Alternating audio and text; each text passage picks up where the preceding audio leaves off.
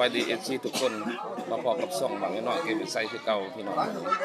มาพอกับงานดองเด้อพี่น้องเด้ออยู่บ้านเบาแอมื้อนี้เดือน6ออกใหม่7ค่ำพี่น้องถือว่ามื้อนี้มื้อสันวันดีมื้อนี้มื้อจบมื้องามมื้อนี้ปลาคอสิเข้าหูปูที่เขาทำเพิ่นว่าเนาะFC ฮักทุกคนถ้าเห็นคลิปนี้ก็อย่าลืมฝากกดไลค์กดแชร์กดติดตามบางน้อยเก็บไว้ใช้เด้อพี่น้องเด้อ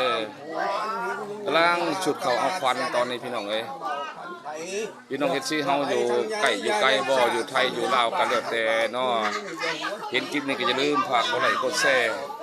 กดติดตามบางน้อยเก็บไว้ใช้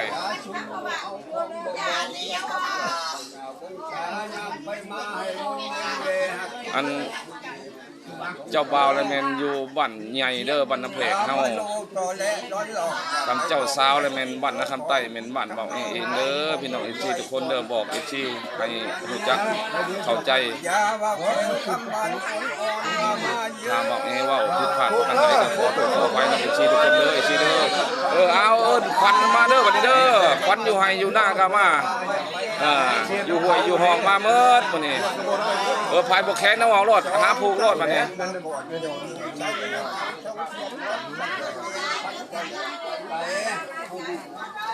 คนจะไปในป่าคนเจ้าหนีลงขาไปเรือคนเจ้าไปเมืองคนเจ้าไปหน้าทางได้หน้าห้องคนเจ้าไป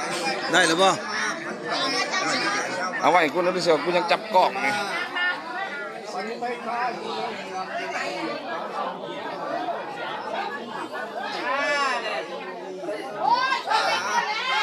พันจะมาอยู่พม่าพันไปข่าอยู่น้ำเลือดพันไปหึงตาตามาเช้าวันนี้พันจะไปอยู่กับไม่แก่ไม่ลงแรงพันจะไปอยู่กับนั่งท่านนี่มีแต่เฒ่าแก่ทั้งหมดพี่น้องเอ้ยเฒ่าแก่ภายในบ้านนาคำใต้เบาแอนี่ล่ะฮีดคองประเพณีลาวเฮาเนาะต้องเอาผัวเอาเมียต้องได้มีเฒ่ามีแก่มีอำนาจการปกครองมานั่งเป็นประธานให้เอามาเด้อกันเลยภาพคนไหนกล่าวมาพันแข่งให้เจ้างานลีลาขายจะมาลีลายลีลายให้ชี้เห็นหมอสูตรก่อนหัวพาคนคุณตอบหัวโยนหลานมาอยู่บ้านดงกันมาเยอะคนเดินวันช่องเจ้าเฮพลันมาดวงพากันชวนหัวหมอนนอนชอนหัวนอนมาอยู่แล้วมันแล้วว่ามาเยอะมาเยอะใครมาโดนตับ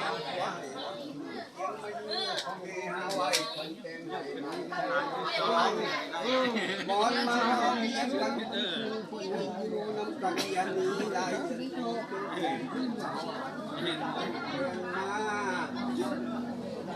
ว่ามาเยอะมาเยอะ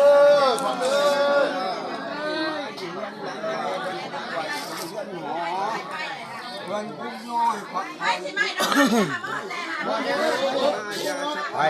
หมดมาอยู่ความหลังหาชาติทั้งหลายของผู้ใดเรือดาบบอกอยากใดว่ามาเยอ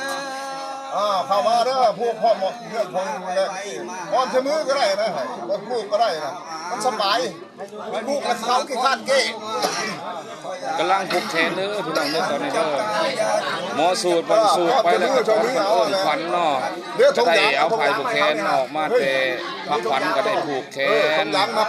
มีดคองประเพณีลาวเฮานั่นน่ะพี่น้องเอ้ยเข้ามาผูก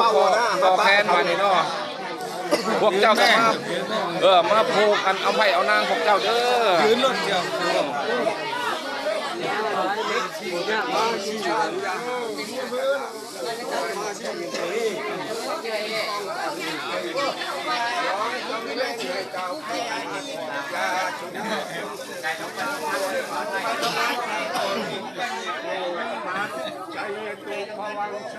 คนเล็กจากชายคนเดียวกันอะไรจะเห็ดส่งไปตรงนั้นให้ลูกให้ทำงานเหมือนทั้งนั้นเป็นยังไงแล้วบ้านนี้ ว่างคือเสียงมันเรื่องเติงตั้ง วันนี้เขาให้ได้ลูกหลาย เนี่ยนั่นบอก ถือท่วม โดยเดี๋ยวว่าทืบนั่นได้ลูกหลายเนาะ เขาพูกอยู่ใกล้โดยเข้ามาเด้อไอ้น้องบ้านเฮาเข้ามาผูกคอต่อแขนลูกแห้งได้หลายได้นี่เนาะถืออีกบาททองนี่ โอ้ยพึ่งเอ้ยละมึงแล้วพึ่ง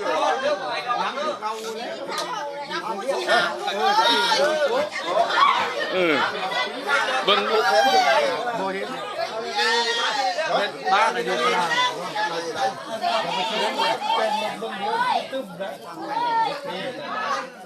แล้วมูจับวาวมัน ถ่ายมาถ่ายเพราะมันไม่ลอง เข้ามาเลยน้องเข้ามามาผูกคอต่อแขนเอาไผ่เอานางทำพวกเจ้ากันเลยเข้ามาเด้อก็บอก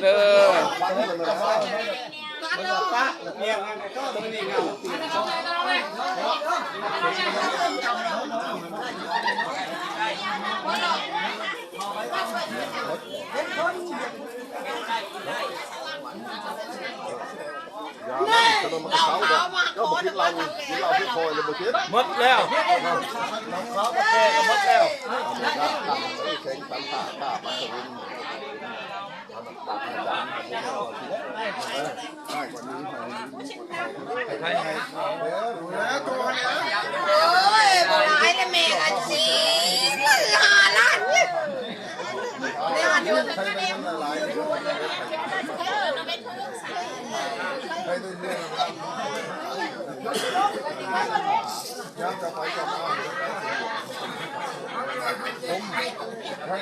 หมดเด้อเราเท่าแก่กับปื้อเพราะเราเท่าแก่นี่แล้วเรา บ่ไอ้รวมเลย คลิปนี้ก็มองกระจบลงทางนี้เด้ออย่าชื่อทุกคนเด้อ คะแนนไม่ ถ้าไปติดตามคลิป คะแนนใส่ปากเพื่อนเด้อ นี่พี่น้อง อย่าไปยิงผม